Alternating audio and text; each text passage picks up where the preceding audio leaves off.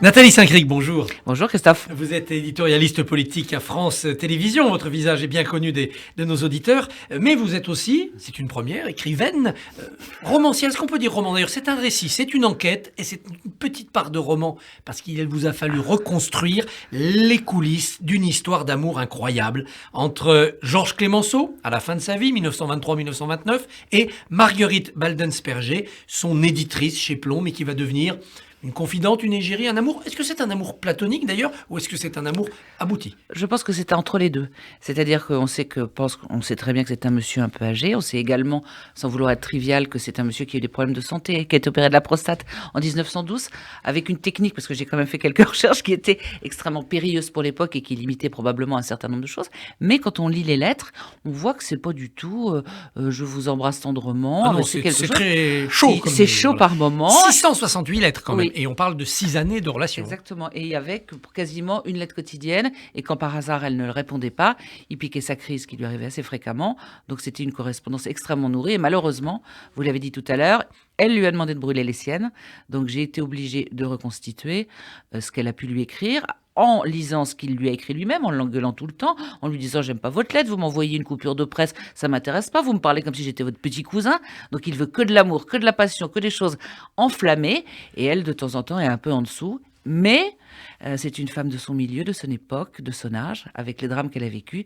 Et on peut imaginer qu'elle ne veut pas que sa correspondance puisse tomber dans des mains indélicates. Bien sûr. Je vous aiderai à vivre, vous m'aiderez à mourir. C'est le titre de votre récit aux éditions de l'Observatoire. Mais je commence par une question piège, parce que j'ai une éditorialiste politique en face de moi. Mercredi dernier a eu lieu une grande manifestation de la police. Est-ce que Georges Clemenceau, inventeur de l'expression « je suis le premier flic de France », se serait joint à un tel défilé? Je ne pense pas. C'est même pas difficilement envisageable. Pourquoi? Pas probablement d'abord parce qu'il aurait considéré qu'ils n'avaient pas à manifester, que c'est pas logique à cette époque. Il a toujours respecté le droit de grève, un certain nombre de choses, mais il considérait que l'ordre et la façon de le maintenir étaient importantes. Je ne pense pas qu'il aurait apprécié que cette manif se situe devant l'Assemblée nationale. Ça a été un parlementaire pendant très longtemps, mais c'est toujours dangereux de reconstituer, de faire parler aujourd'hui un homme politique. Mais je crois qu'il aurait voulu régler les choses différemment. Après, peut-être aurait-il été furieux contre le garde des Sceaux de l'époque s'il avait considéré que les choses étaient laxistes et qu'on libérait trop facilement les délinquants. J'ai peur du pouvoir, aurait-il dit en prenant la tête du gouvernement en 1917. Peut-on croire une telle confidence? On peut croire qu'il est plus compliqué que ce qu'on peut imaginer. D'abord, il a 65 ans quand il arrive au pouvoir. C'est quand même, à cette époque, une carrière sur le tard. Ensuite, je pense qu'il est complexe, c'est-à-dire qu'il est extrêmement laïque, mais avec un sens de la métaphysique et un sens de la transcendance. C'est-à-dire qu'il y a quelque chose chez lui. Il est obsédé par les travaux d'Einstein, il est obsédé par la philosophie. Il cherche un sens à l'existence, donc il est plus compliqué qu'un laïc. On a l'impression que c'est une espèce de vieux bougon à qui la guerre ne pose aucun problème. Or, quand on voit ce qu'il peut écrire sur Napoléon... Ah bah justement, il se lance dans une diatribe là, dans Absolument. la Pourquoi? Pourquoi? Parce que je pense que c'est quelqu'un qui ne se livre pas. C'est pas le genre, c'est pas l'époque. Il déteste Freud et la psychanalyse. Il veut même pas rentrer une seconde dans ce genre de choses. Mais je pense qu'il a été toujours seul en exerçant le pouvoir et que ça a dû être extrêmement difficile pour lui et qu'il n'a jamais rien montré. Donc je pense que c'est un être qui est double. C'est pas simplement un vieux ronchon méchant, capable, quelquefois dictatorial dans sa façon de se comporter et qui a gagné la guerre. C'est quelqu'un qui, à mon avis, a douté souvent. Alors, ce dont il ne doutait pas, c'était de son inimitié pour Poincaré, président de la République, pendant qu'il était chef du gouvernement pendant la Première Guerre mondiale. Je lui reproche de ne pas vouloir savoir et de ne pas savoir vouloir. Pourquoi tant de haine? Je pense d'abord qu'il a... ils se supportaient pas. Enfin, ils se sont supportés vaguement pendant la guerre.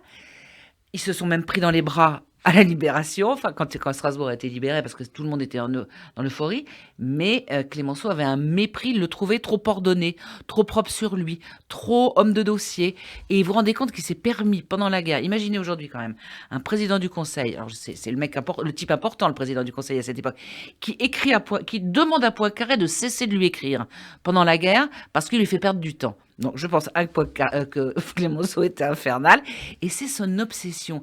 Son jardin, il dit, je veux pas de boule de buis, ça c'est pour le jardin de Monsieur Poincaré, les trucs tout ronds. Je pense que Clemenceau est quelqu'un qui est disruptif, qui est excité, qui est violent, qui est paradoxal et qui est romantique, et que l'autre, il le trouve fatigant, rangé, voilà. Un peu techno, comme on dit Un aujourd'hui. peu techno, et je pense que Clemenceau exagère quand même. Nous parlons d'une histoire d'amour. Est-ce que Clémenceau est machiste ou féministe? Il traite fort mal son épouse américaine, Très mal. plus que mal, hein, vraiment, Ah oui, c'est très peu digne. Ouais. C'est un grand amoureux par ailleurs. Mhm. Il est l'ami de Louise Michel. Alors, féministe ou machiste? Alors, il est les deux en même temps. Il est féministe à l'extérieur et machiste chez lui. C'est-à-dire qu'il aime bien les femmes intelligentes, Engagé? engagées. Alors après, il va pas jusqu'à défendre le droit de vote des femmes, hein, parce qu'il Non. considère quand même que... Alors, il adopte une thèse qui est de dire qu'elle voterait comme les curés ou comme leurs confesseurs, ce qui est une thèse beaucoup en vogue à cette époque. Donc, pour l'instant, il dit donner le droit de vote aux femmes. C'est l'anticléricalisme qui fait Exactement. chez lui. Hein. Enfin, c'est peut-être aussi la facilité. Donc, pour répondre précisément à votre question, féministe, il apprécie les femmes brillantes, intelligentes. Il a des correspondances avec Madame Daunet, avec plein de femmes qui sont plutôt engagées à l'époque. Mais à la maison, il préfère qu'elle se taise un peu, qu'elle soit très jolie, qu'elle soit très féminine.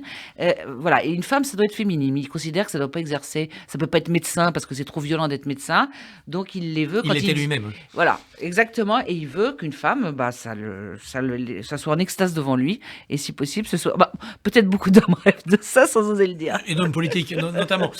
Il a failli être détruit par le scandale de Panama et par des accusations de corruption, déjà des affaires politico-financières. Incorruptible, Clémenceau, vraiment? Ah, je pense vraiment, oui. C'est pas parce que je suis obsédée Même par lui avec que ses journaux, Non, il a été probablement en manque de prudence, mais quand on regarde, son train de vie, le fait qu'il ait jamais pu posséder grand-chose, 3, il a dépensé beaucoup pour ses journaux, systématiquement. Il a emprunté à des amis, mais il a toujours remboursé.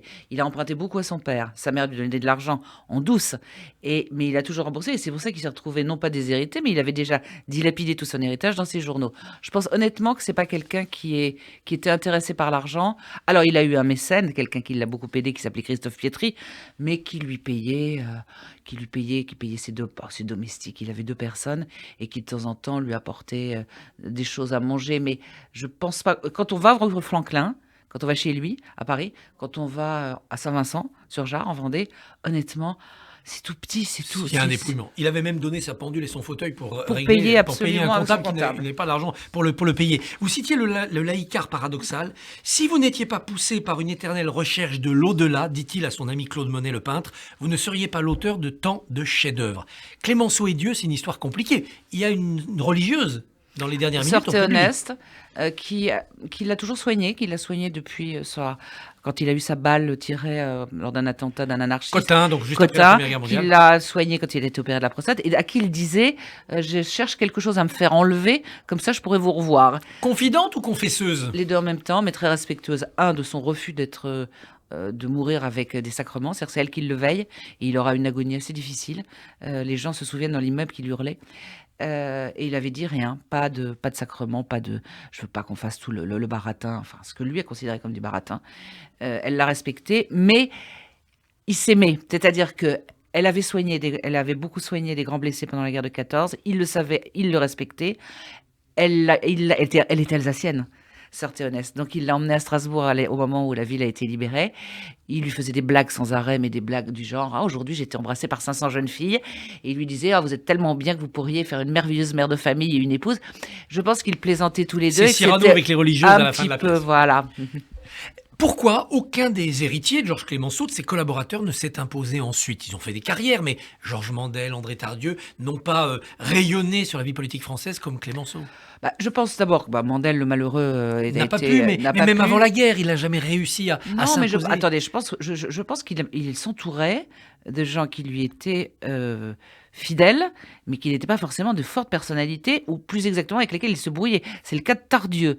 Tardieu, il a adoré travailler avec Tardieu, mais quand Tardieu a accepté d'être ministre avec Briand, il s'est brouillé avec lui en considérant que c'était une trahison. Donc on ne peut pas exclure qu'un homme politique comme Clémenceau, avec son tempérament, sa violence et son côté tout ou rien, et se soit entouré plus volontiers de personnalités non pas un peu falottes, mais un peu en extase devant lui, et pas forcément je pense pas qu'il aurait supporté une autre grande gueule. Voilà. Est-ce que le continuateur de Clémenceau, ce n'est pas finalement De Gaulle, l'anticléricalisme à part? Enfin, en tout cas, il y a des similitudes, il y a des similitudes de caractère, il y a des similitudes de comportement, et le général de Gaulle fera référence très régulièrement à Clémenceau, ira très souvent en Vendée, ira sur sa tombe, et il y a le fameux discours du 11 novembre 41, où il s'adresse directement à Clémenceau en disant, en gros, je l'ai pas appris par cœur, mais il est magnifique, en disant vous ne pouvez pas dormir dans votre tombe vendéenne, tant que les Allemands sont sur le territoire, vous ne pouvez pas dormir en paix, mais je vous promets que il sera fait en sorte que nous les boutions hors de France. Enfin, il parle pas comme ça. Et il dit, et ce jour-là, vous pourrez enfin dormir en paix. Et une autre citation qui me semblait très proche, qui les rapprochait, c'est « Les raisonnables ont duré, les passionnés ont vécu ». C'est une citation de Chamfort que De Gaulle adorait, et je trouve qu'elle s'applique très très bien à Clémenceau. Il y a aussi une autre convergence entre les deux hommes. C'est De Gaulle, l'homme de la décolonisation, il comprend que c'est inéluctable, et Clémenceau, l'opposant à la colonisation, contre Jules Ferry, ce qui était quand même très visionnaire. Ce qui à l'époque n'est pas évident du tout. C'est important l'anticolonialisme de Clémenceau. C'est très important. D'abord, c'est quelqu'un qui a beaucoup voyagé, c'est-à-dire qu'il ne juge pas les pays étrangers de Saint-Vincent-sur-Jard ou de la rue Franklin. Et il relativise, c'est-à-dire il ne considère pas qu'on ait une civilisation absolument supérieure. Il est allé en Chine, il est allé en Inde, il est allé en Afrique. Il regarde et il dit, attendez, on n'est pas une civilisation supérieure. Donc il est contre la colonisation parce qu'il considère, qu'on n'a aucune raison. Il dit, ça commence par les missionnaires, ça finit par les militaires. 2, il considère quand même que l'Alsace-Lorraine, c'est important et qu'il faut se concentrer sur un effort virtuel de guerre à venir et non pas dépenser de l'argent dans les colonies. Et puis parce qu'il respecte les civilisations et qu'il est beaucoup plus humaniste que ça. Mais il l'est aussi parce qu'il demandera une intervention au moment du génocide arménien. Il demandera à un certain nombre de pays en disant on devrait intervenir. Il sera d'accord avec Jaurès à ce moment-là. Il est contre la peine de mort. C'est pas forcément évident à cette époque d'être contre la peine de mort. Donc, il a un certain nombre de combats qui sont assez étonnants. Et notamment, il s'opposera beaucoup à Jules Ferry, à tel point qu'il n'y a pas de rue Georges Clémenceau à Saint-Dié, puisqu'à Saint-Dié, c'est la ville natale de Jules Ferry. Et puis, il y a l'affaire Dreyfus, où Clémenceau, avec Zola bien sûr, joue un rôle majeur. Il est seul. Mais pas tout de suite. Et c'est là la grande honnêteté intellectuelle de Clémenceau. C'est-à-dire que ça lui prend... Il n'est pas le seul, ça prend 1 ou 2 ans avant qu'il se dise... Au début, il est pour l'ordre. Donc, il considère que Dreyfus, ça sème la zizanie dans le pays. Donc, il écrit des papiers même qui sont contre Dreyfus. Et puis, au bout d'un moment, il comprend qu'il y a quelque chose d'absolument infâme qui a été fait. Là, il se mobilise. C'est le fameux « j'accuse », qui est le titre qu'il trouve lui.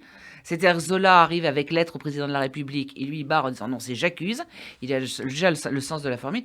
Et l'honnêteté de Clémenceau sera que quand il publiera le recueil de ses articles sur l'affaire Dreyfus, il inclura y compris les articles anti-Dreyfus qui étaient au début de sa carrière. C'est-à-dire il ne réécrira pas l'histoire.